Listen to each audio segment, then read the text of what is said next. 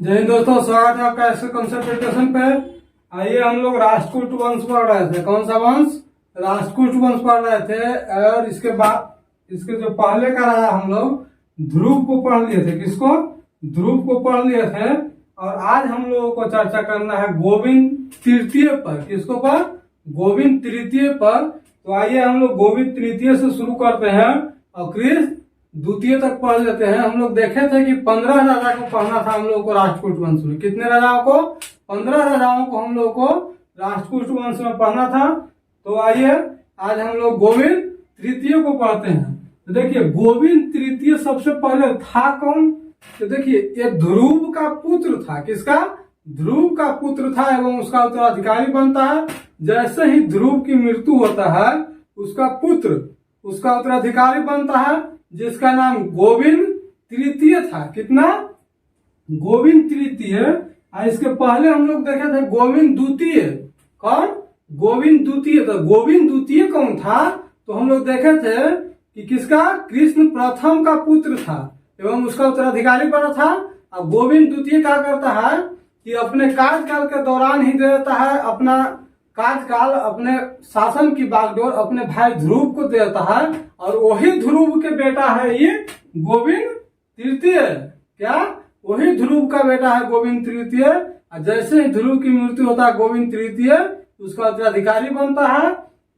और उसका शासन काल 793 से लेकर के 814 ईस्वी तक। कब तक?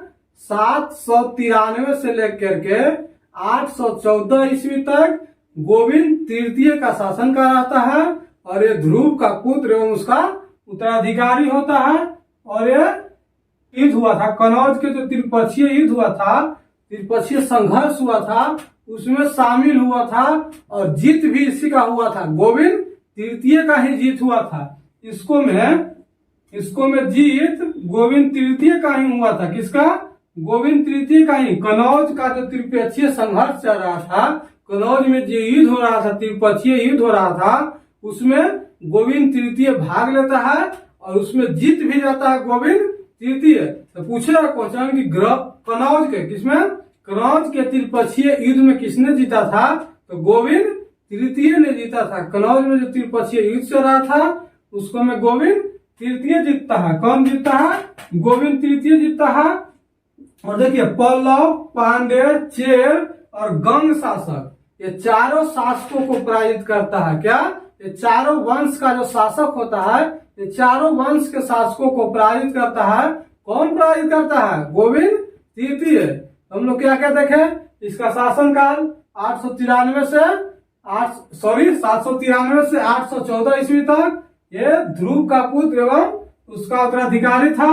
और कनौज के त्रिपक्षीय युद्ध में, कनौज के त्रिपक्षीय संघर्ष में शामिल होता है और कनौज के त्रिपक्षीय युद्ध को जीतता भी है। कौन? गोविंद तृतीय। और ये 4 राजाओं को पराजित करता है। 4 वंश के राजाओं को पराजित करता है, जो पल्लव, पांड्य, चेर और गंग था। गंग शासकों को, गंग राजाओं को पराजित करता है।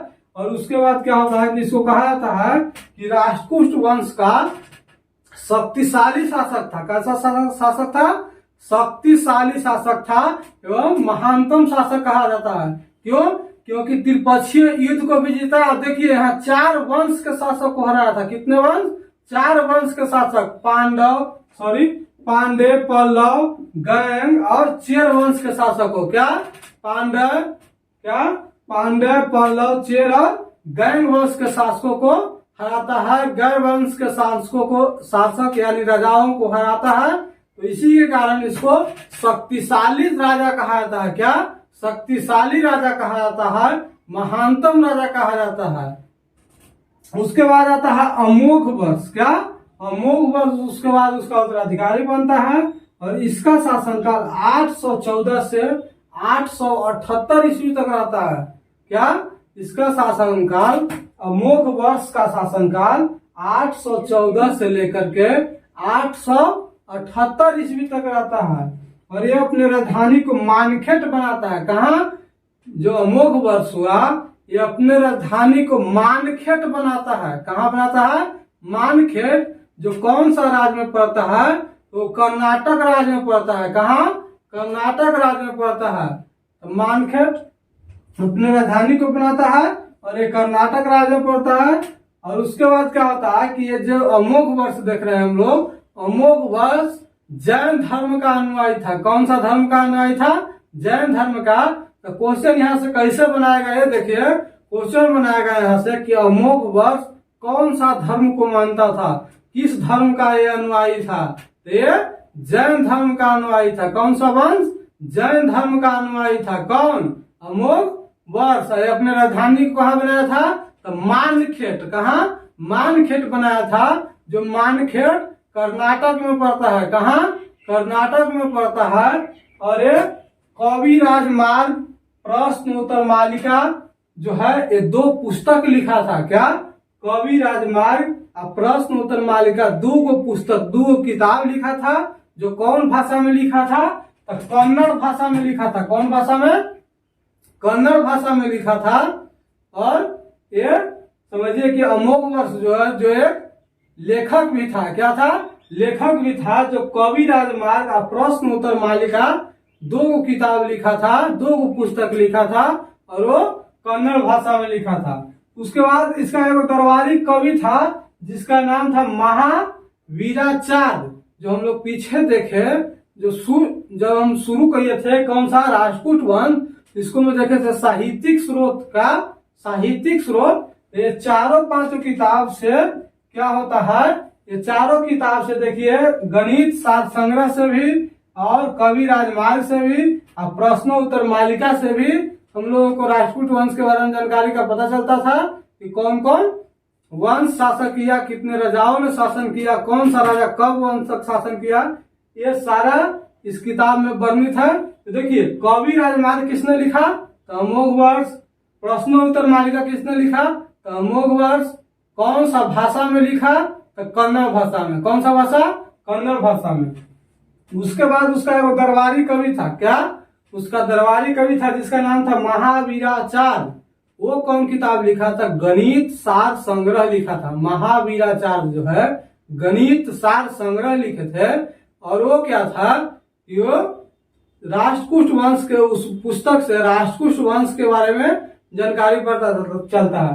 तो ये अमोघ वर्ष के तो उत्तराधिकारी दरबारी कवि है ये थे। तो वो किसके बारे में लिखेंगे? अपने ही वंश के बारे में लिखेंगे। तो गणित सार संग्रह से राष्ट्रकूट वंश के बारे में जानकारियां प्राप्त होता है। उसके बाद आता है जल समाधि लेकर वो मृत्यु हो गया था। कहेगा कि अमोघ वर्ष की मृत्यु कैसे हुआ था? तो ये क्या किए थे कि तुंगभद्रा नदी में जा करके, कहा? तुंगभद्रा नदी में जा करके और जल में समाधि लिए थे। जल में डुबकी लगा करके अपने प्राण को त्याग किए थे। क्या? जल में डुबकी लगा करके जल में ही अपने प्राण को त्याग किए थे। उस नदी का नाम तुंगभद्रा नदी है। आइए एक बार अमोघ वर्ष को फिर से रिवाइज कर लेते हैं। तो देखिए अमोघ वर्ष का शासनकाल 814 ईस्वी से लेकर के 878 ईस्वी तक रहता है। कितना से कितना?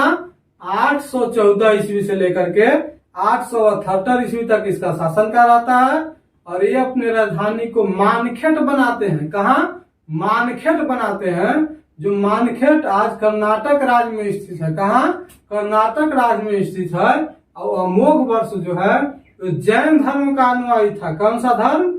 जैन धर्म का अनुयायी था। और ये 2 पुस्तक लिखे थे, ये लेखक भी थे। 2 पुस्तक लिखा था। कौन कौन? देखिए कवि राजमार्ग और प्रश्न उत्तर मालिका। पूछा क्वेश्चन की प्रश्न उत्तर मालिका किसने लिखा?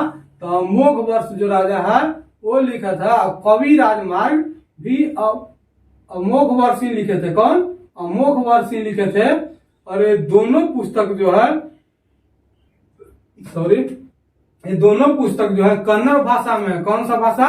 कन्नड़ भाषा में लिखा गया है।